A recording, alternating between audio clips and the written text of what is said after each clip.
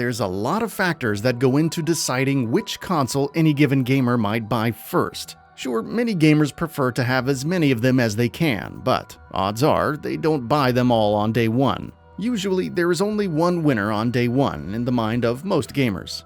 This is decided from several factors, like what features the console might come with, what games they're expecting to see on the console, how well those games will run, and of course the price of the console itself. While price might not matter to some, it can be a massively important deciding factor for many. These days, we generally know what to expect from gaming consoles. We know the vast majority of third-party games will have versions on them all. We know they will all be roughly comparable in terms of their computing power and performance. And most of the time, the social features and other bells and whistles are similar. One thing that can be rather hard to predict, however, is the price. While the PS2 was fairly underpowered compared to GameCube, it was actually the most expensive console at launch. While the Sega Saturn was trounced by its competition in almost every measurable way, it was the most expensive at the time of its launch.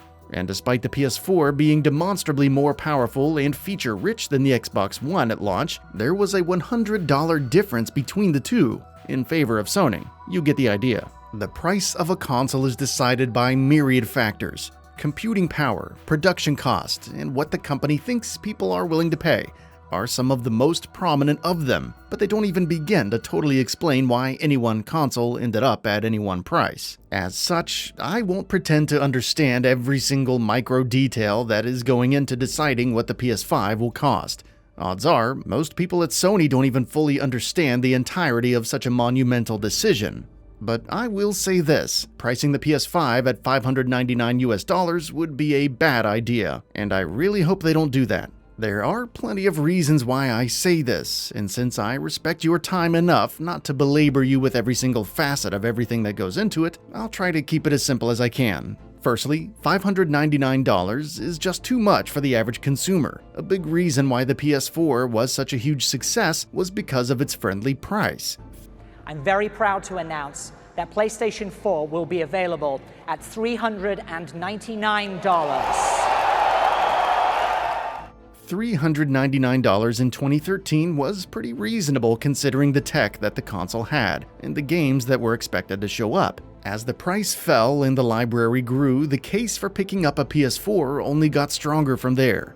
While many don't think about the long-term game of pricing and are mostly concerned with the initial hit of that number, the total impact of a console's price is really felt several years later. Look at Microsoft. 21 markets around the world at $499 in the US and 499 euros in European markets. Yes, they did have a handful of other bad things going on with the Xbox One at launch, but ultimately the biggest reason they fell so far behind Sony was because their box was $100 more than Sony's and had no real good reason for why.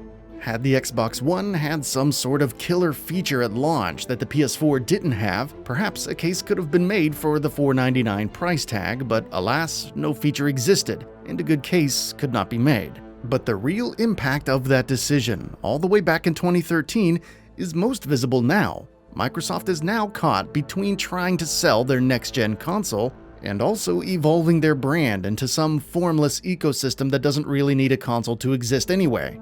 Maybe that will pay off for them down the road, maybe it won't, but it's certainly a complicated situation to be in that they probably wouldn't be had they matched Sony's price and sold in a more comparative manner back in 2013. Whereas Sony's benefit of keeping their console price lower than the competition is also being felt now, as they have a much clearer and perhaps safer path forward for the PS5. Just basically do everything you did for the PS4 again. Keep the first-party exclusives coming and make the console similarly powerful to its competition. That might not guarantee them a quote-unquote win for the console generation, but it will give them a solid foundation to stand on that will keep them competitive and relevant.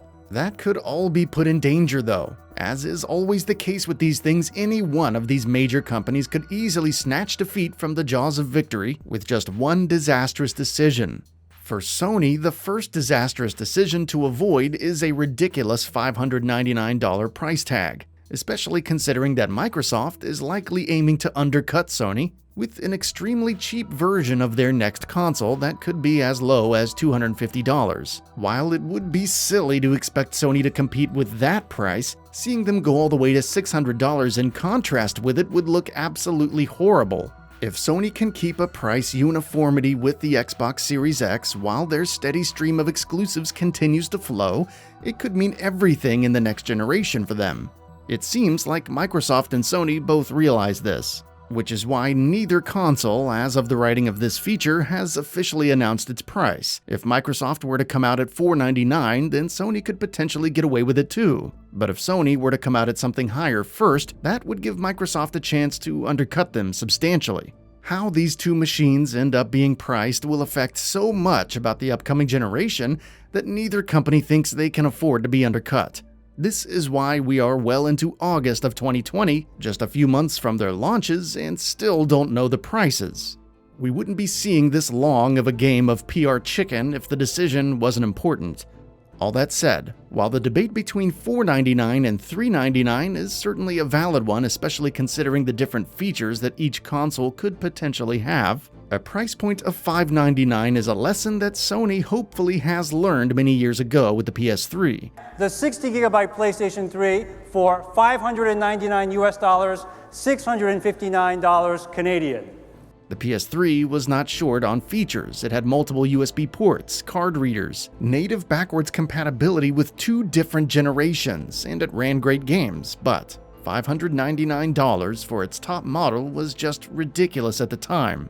Despite being such a powerhouse of a machine, and despite being up against a console from Microsoft that had about a 50-50 chance of failing completely, the PS3 struggled for several years to turn things around, largely because of that one decision.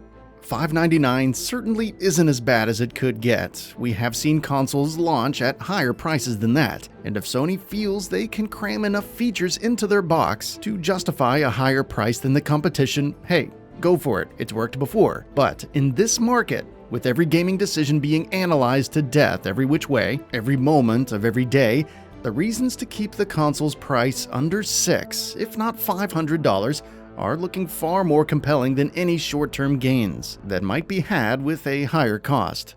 That's it for this video. If you enjoyed and would like to see more, feel free to hit that subscribe button and hit the notification bell to ensure you'll be notified when new videos go up.